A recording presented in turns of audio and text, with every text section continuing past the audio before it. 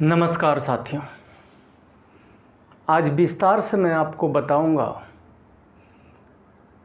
कि किस प्रकार से इस देश की बहुसंख्यक समाज को रोस्टर सिस्टम के माध्यम से, या आप कह सकते हैं बेईमान रोस्टर सिस्टम के माध्यम से सरकारी नौकरियों में जाने से रोका जा रहा है, बावजूद इसके कि उनको 49.5% आरक्षण दिया गया है।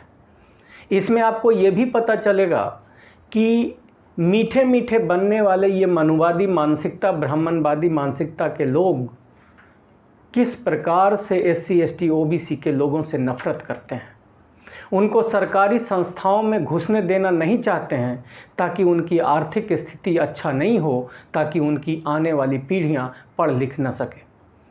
मैं आपको ये भी बताऊंगा कि हमारे वाले जितने भी नेता, विधायक और मंत्री हैं, ये लोग बावजूद इसके कि इस रोस्टर सिस्टम को हर एक 5वां से 8वां क्लास तक का बच्चा समझता है, लेकिन हमारे नेता और मंत्री को या तो ये समझ नहीं आता है, या मनुवादी मानसिकता की राजनीतिक पार्टियों की गुलामी और चाटुकारिता करने के कारण ये इसके बारे में आवाज़ नहीं उठा पाते हैं।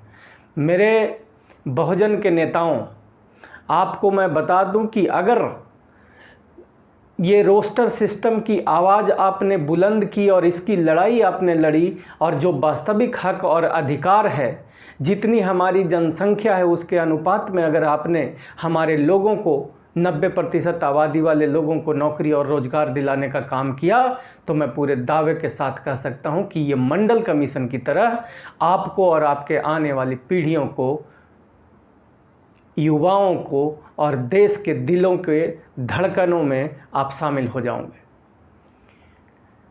देखिए, समझिए कि रोस्टर सिस्टम है क्या। जो वर्तमान रोस्टर सिस्टम है वो 13 और 200 पॉइंट रोस्टर सिस्टम इसे कहा गया है।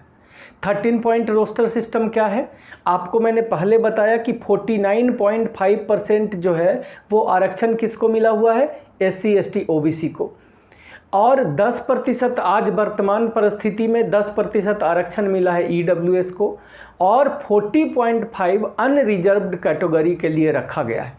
अनरिजर्व्ड कैटेगरी को कहा जाता है कोई आरक्षण नहीं है, लेकिन वास्तविक में ये एक प्रकार का 40.5% जो सीटें जो अनरिजर्व्ड के नाम पे रखा गया है, एक्चुअली ये ब्राह्मणवादियों के लिए ये रिजर्वेशन का ही जगह है। वहाँ पे आज देखोगे, आज के तारीख में जनरल कैटेगरी के सीटों पर SC ST OBC के बच्चों को वो जाने नहीं देते हैं। एन केन प्रकारेन कहने के लिए वो कुछ भी है, तो वो किस प्रकार से इस प्रकार के साजिश को अंजाम दे रहे हैं, और तभी आप नतीजा देखोगे। पहले यहाँ पे समझो कि 13 पॉइंट रोस्टर सिस्टम क्या है। 13 पॉइंट रोस्टर सिस्टम ये कहता है कि अगर 13 नौकरियां हैं, एक 13 पोस्ट कोई निकला है, तो पहला, दूसरा, तीसरा, ये तीनों पद जो हैं वो अनरिजर्व्ड कैटेगरी यानी सिर्फ सवर्णों को हो जाएगा। हालांकि ऑफिशियली इसको सवर्णों को नहीं कहा जा सकता है क्योंकि ये सबके लिए ओपन है, लेकिन वास्तविकता में इंटरव्यू के माध्यम से या अन्य जो उनके हथकंडे हैं उसके माध्यम से उसमें SC ST OBC को आज के तारीख में वो घुसने नहीं देते हैं, हमारे मेधावी छात्रों को भी। तो 14 पहला, दूसरा, तीसरा चला गया अनरिजर्व्ड कैटेगरी में, उसके बाद चौथा आता है OBC को, फिर उसके बाद 5वां, 6ठा फिर से अनरिजर्व्ड कैटेगरी को, 7वां आता है SC को। इसी प्रकार से 13वां या 14वां जो पोस्ट होता है वो ST को आता है। इसका मतलब यहाँ पे ये समझने वाली बात बड़ी इम्पॉर्टेंट है कि इस तरह से आप देखोगे कि मान लो कि 3 सीटें निकलती है तो 100% चला गया अनरिजर्व्ड कैटेगरी को। 6 सीटें निकलती है तो 6 सीटों में क्या होगा, 69% के आसपास इनको चला जाता है, मतलब 80 से एबव उनको मिलता है अनरिजर्व्ड कैटेगरी को। और उसी प्रकार से जैसा कि मैंने आपको बताया कि अगर 12 या 13 निकलता है तो 13 में 69% के आसपास चला जाता है इनको अनरिजर्व्ड कैटेगरी को। तो इस व्यवस्था को तोड़ने के लिए ये क्यों लाया गया? आखिर रोस्टर सिस्टम की ज़रूरत क्या थी? तो मानववादी मानसिकता के लोग जो सत्ता में यानी सरकारों में और सरकारों के साथ साथ जो सरकारी संस्थाओं के जो हेड ऑफ डिपार्टमेंट जो लोग थे और जो लोग आज हैं, वो 49.5% आरक्षण के बावजूद भी SC ST OBC सरकारी संस्थाओं में कम से कम घुसे, इसके लिए इन्होंने रोस्टर पॉइंट लगाया। उदाहरण के तौर पे जवाहरलाल नेहरू यूनिवर्सिटी में अभी कुछ दिन पहले किसी ने एक सर्वे करवाया था, तो आज तक वहाँ SC ST का 3 से 4% लोग हैं, OBC का वैसे ही 10 के आसपास लोग हैं, यानी 75 साल में वहाँ पे इनकी 27% आरक्षण नहीं हो गई। SC ST की मतलब 17.5% आरक्षण नहीं हुआ। 17.5 तो छोड़ो, 3 से 4% में अभी तक वो उन लोगों को इसी रोस्टर सिस्टम और इंटरव्यू की व्यवस्था के माध्यम से उनको निपटाया जा रहा है। और जहाँ 100 में 17 SC ST 18 होना चाहिए, 17.5 होना चाहिए, वहाँ पे आज 3 से 4 है। OBC को 27 होना चाहिए, वहाँ पे आज मात्र 5 से 10 की संख्या में है।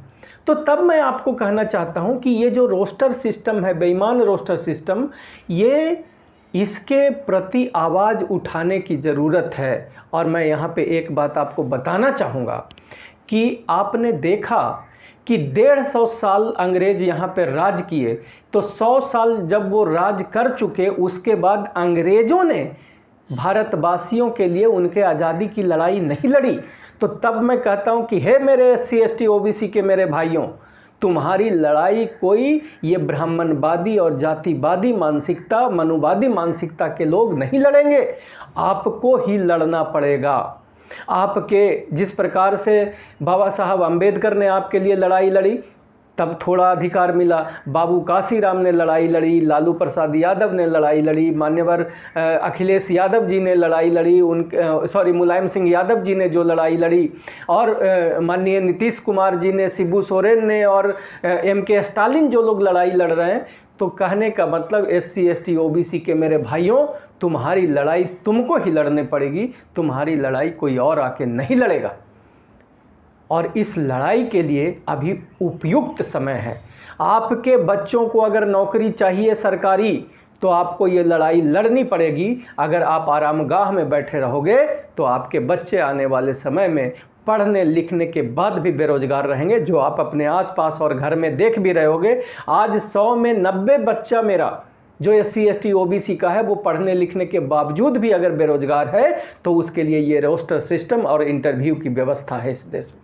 तो तब मैं आपसे एक निवेदन करना चाहता हूँ कि आप भी मेरी तरह जितना आप कर सकते हो, जैसे मैं वीडियो बना रहा हूँ, आप भी वीडियो बनाएं और वीडियो बना करके अपने परिवार में, समाज के लोगों में मेरी बातों को सुनकर इसी को रिपीट कर दो, ताकि ये बातें लोगों तक पहुँचे, जन जन जागृत हो।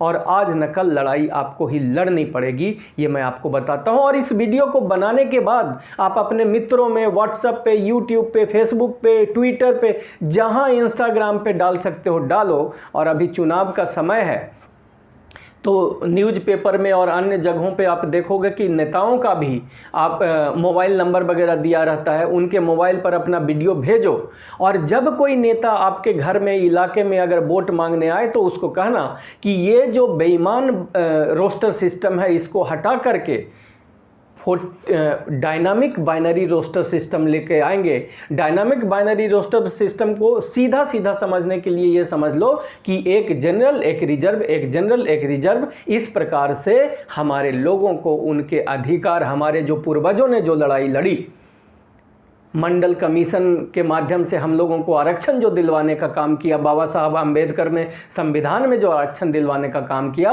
उन संविधान में दिए गए आरक्षण के अनुसार हमारे बच्चों को उतनी हिस्सेदारी मिल पाएगी। तो आप अपने नेताओं से कहना कि जो रोस्टर सिस्टम को, डायनामिक बाइनरी रोस्टर सिस्टम लेकर के नहीं आएगा, जिसमें कि हम लोग, अगर इसको समझना है विस्तार से, तो इसको इस तरीके से समझो कि पहला पद, हालांकि ये समझना आपके लिए मुश्किल है, अगर आपको डिटेल्स में समझना है तो हमसे आप संपर्क कर सकते हैं। मेरे वीडियो पे आप वहाँ पे कमेंट बॉक्स में लिखिएगा, हम लोग आपसे संपर्क करेंगे और डिटेल्स में आपको बताएंगे, ताकि आप अपने लोगों को और सारी बेहतर जानकारी दे सको। वर्तमान में आप वीडियो बनाइए, नेताओं को आने पे कहिए कि ये बेईमान रोस्टर सिस्टम को हटा करके और डायनामिक बाइनरी सिस्टम लागू करोगे, तभी हम तुमको वोट देंगे और तुम्हारी पार्टी या राजनीतिक व्यवस्था को हम सपोर्ट और समर्थन करेंगे। जय भारत, जय संविधान।